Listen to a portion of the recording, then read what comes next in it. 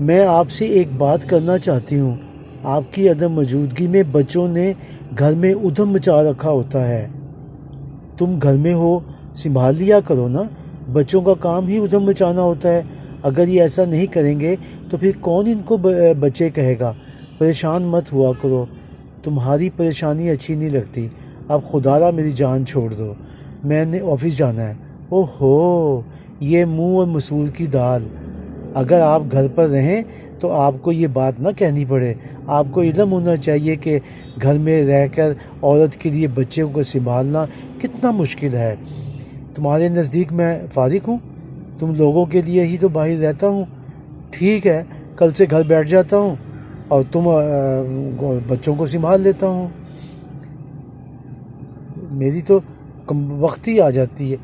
آپ تو مجھ پر احسان کر رہے ہیں، یہ تو میرا فرض ہے کہ میں اگر آپ سے بات نہیں کروں گی تو پھر کس سے کروں گی؟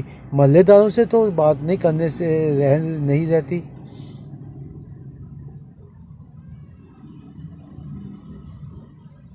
تم تو مجھے دل کی تکلیف لگا دو گی۔ صبح ہو جاتی ہے میرا دماغ کھانے کو۔ بچوں کو اسکول چھوڑ کر آیا ہوں، اب مجھے دفتر جانے دو یا میں اب بیٹھ کے تمہاری باتیں ہی سنتا رہوں۔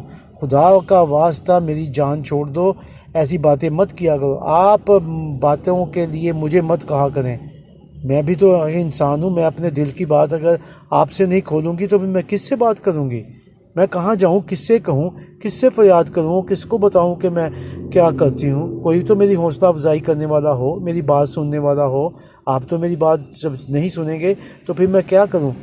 ارے بھائی، خدا کا واسطہ جتنی باتیں کرنی ہوتی ہیں مجھ سے رات کو کر دیا کرو، صبح جاتے وقت میری جان نہ کھایا کرو۔